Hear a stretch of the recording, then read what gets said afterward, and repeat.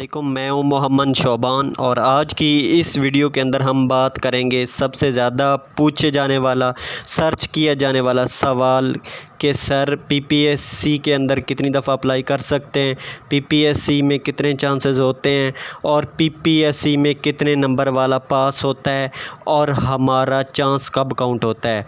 अक्सर लोग इस कन्फ्यूजन में रहते हैं और पीपीएससी में अप्लाई ही नहीं करते सिर्फ़ इसी वजह से कि सर हमारी तैयारी नहीं है, हमारा चांस काउंट हो जाएगा, 3 चांस टोटल होते हैं, जबकि ऐसा बिल्कुल नहीं है। पीपीएससी में ज़्यादा लोग इसीलिए अब ज़्यादा अप्लाई नहीं करते क्योंकि पीपीएससी में अप्लाई करने के टोटल चांसेस ही 3 हैं। तो आज की इस वीडियो के अंदर मैं आपके उन तमाम सवालात का जवाब दूंगा जो अक्सर आप लोग सर्च करते हैं या पूछते हैं और एक प्रॉपर गाइडलाइन ना होने की वजह से आप जो है अप्लाई नहीं कर सकते। तो सबसे पहले सबसे ज़्यादा पूछे जाने वाला सवाल होता है कि सर हम पीपीएससी में कितनी दफ़ा अप्लाई कर सकते हैं।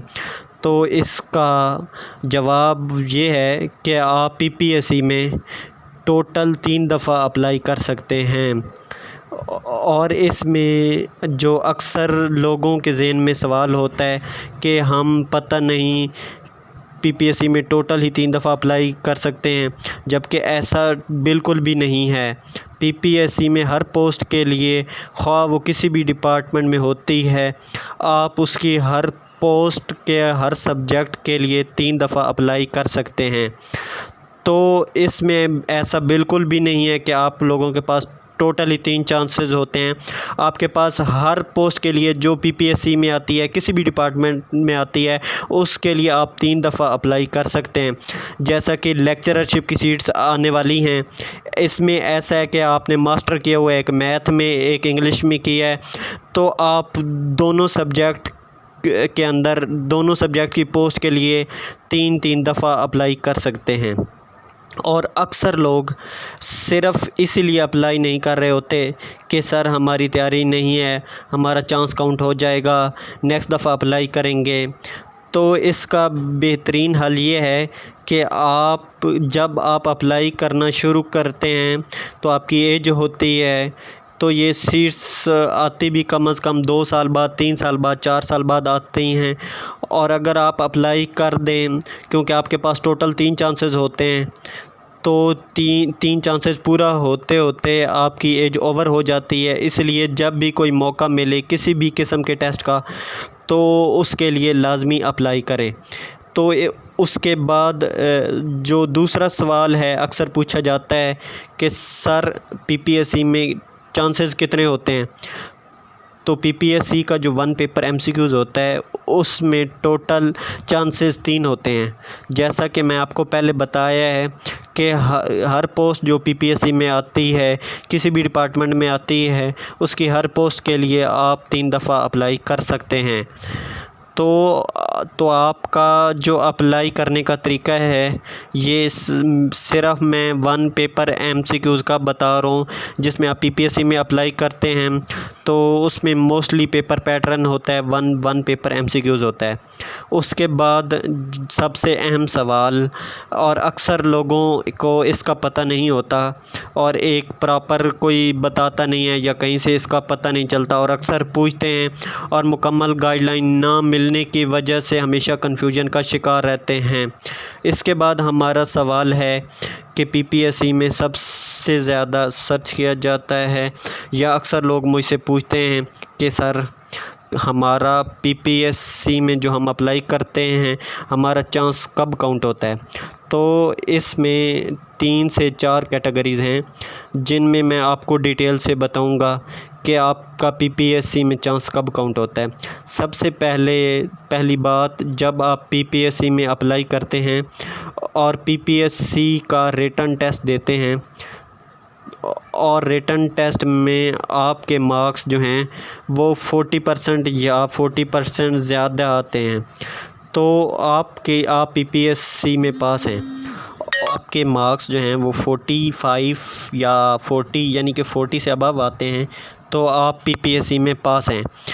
और जब आप पीपीएससी में पास होते हैं تب آپ انٹرویو کے لیے کوالیفائی ہوں یا نہ ہوں آپ کا چانس کاؤنٹ نہیں ہوتا۔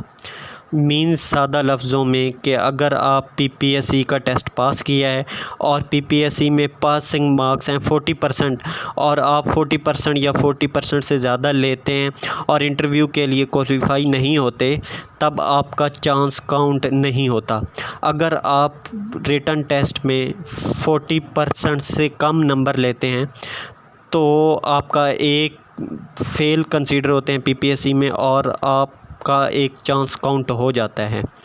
دوسری بات جو اکثر پوچھتے ہیں کہ سر میں نے پی پی ایس سی میں اپلائی کیا ہے، میری رول نمبر سلپ بھی آ گئی ہے، لیکن کسی وجہ سے تیاری نہ ہونے کی وجہ سے یا کسی مجبوری کی وجہ سے میں نے پی پی ایس سی کا ریٹن ٹیسٹ نہیں دیا، تو کیا میرا چانس کاؤنٹ ہوا ہے یا نہیں؟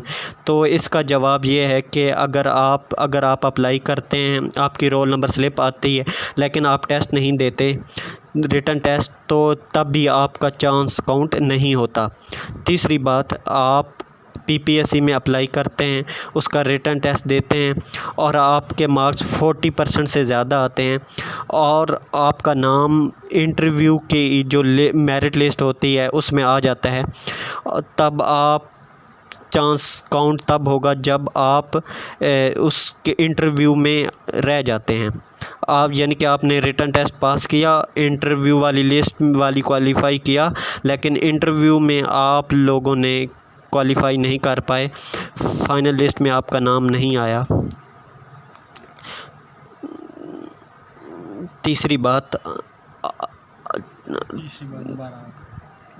تیسری بار آپ نے امتحان دیا، امتحان دینے کے بعد آپ کا نام جو ہے وہ میرٹ لسٹ میں آیا ہے، انٹرویو میں آیا ہے اور آپ نے انٹرویو دیا